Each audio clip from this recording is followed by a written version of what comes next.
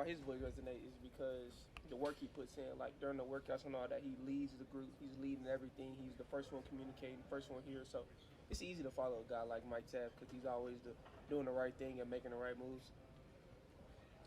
Anthony, you only have 4 starters returning on defense. How does like a new group of defenders kind of, I guess, bring a breath of fresh air? I feel like even though we had 4 starters returning, there's been a lot of guys that played a lot of minutes for us. So I feel like it should be a smooth transition. And a lot of the guys we have coming back were leaders in our class and 4-star, 5-star guys. So I feel like they should be ready to go. Man, you were standing right there when Gunnar Stockton took the hit on the second last play of the SEC championship. Oh yeah. Were you just watching that and like? I was like, oh. I didn't think he was gonna get up, but he did. Shout out to him for getting up after that hit. That was a tough shot. So y'all got Georgia in Athens this year. What are your thoughts going into that game, stealing one in Athens? Yeah, man. I know it's gonna be a tough game. It's gonna be my first time playing in Athens, of course. So I feel like it's gonna be a good environment and a good test for us early in the season, win or loss. Anthony, you played in the OU Texas rivalry the last 2 years. What are you just expecting in this next game? I feel like they brought in a really good quarterback and a really good running back. So I feel like they're going to be ready to play. It's going to be a tough battle. Those games are always fun, win or loss. So we're just ready for the moment, and when that time comes, we're going to be ready to play. Anthony, as you look back on your journey at Texas and look forward to the next generation of Longhorns, why should a 5-star, highly touted linebacker come to the University of Texas? A lot of people don't realize this till after they're there, but the Austin, Texas as a whole, the city is like an amazing city. Like it's so much to do outside of football, and when you're done playing football here, you're going to be able to come back and you get the same amount of love as when you were playing here. Sark was talking about recruiting guys out of state from Georgia, Florida. Yeah. When y'all are talking to recruits on visits, what do you tell them about, I guess, not being afraid to play far from home, coming to Texas, stuff like that? It's all about kind of relating to people, man. You guys don't want to just talk about football all the time. Even though we talk ball, the coaches talk ball with them. I talk a little bit about football with them, but I just kind of relate to them without football and show them that this is like a environment, a culture that you want to be around outside of ball. Because football is its own thing. You spend a lot of time doing football, but you kind of want to talk about the stuff outside of the game to make people want to kind of help and come.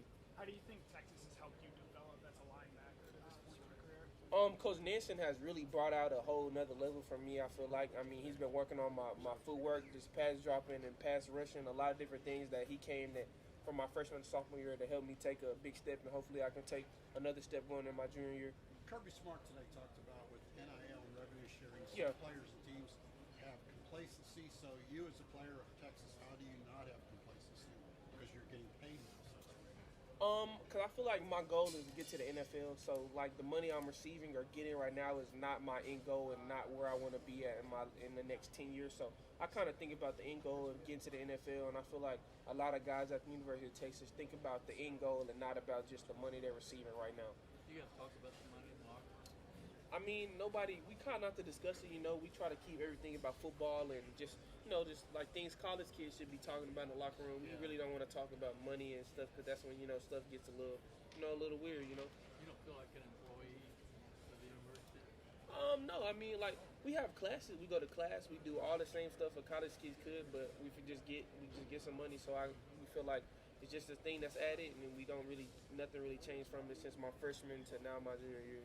So you guys talking about the same thing now as you did when you were freshmen? Yeah, it had nothing really changed. I'm pretty sure we were talking about the same thing when they were playing in the 90s and the 80s and the 70s and the 60s, so I feel like nothing really changed. Whenever Sark was talking earlier, he was saying that this is like, he says like the deepest defense that he's had at Texas. Like you mentioned, the 4 starters returning.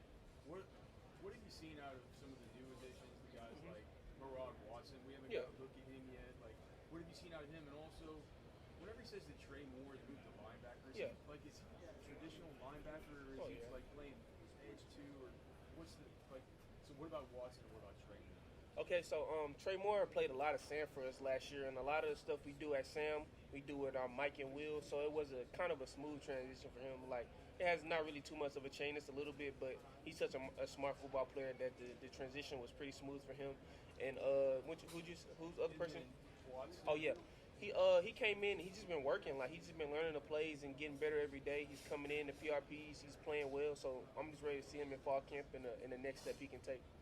You got a lot of linebacker depth too. Yeah. They want to limit your plays to make you max effectiveness, or you think you're going to play 60 plays per game? have a lot of elite guys, so of course I expect them to play. They're elite players, and of course they need to see their time too. So I'm really not worried about the snap count. If the coach feels like I need to be playing 60 snaps, then that's what I'll play. If he feels like I need to be playing 40, 30, then that's what I'll play. I mean, it's all on the coaches and the staff. I trust them, and they're developing with me. Probably the most depth y'all had at linebacker, right? I feel like we have a really elite group. Like I feel like this is a great depth. We got guys we brought in from the portal and guys we developed that's make us a really good group.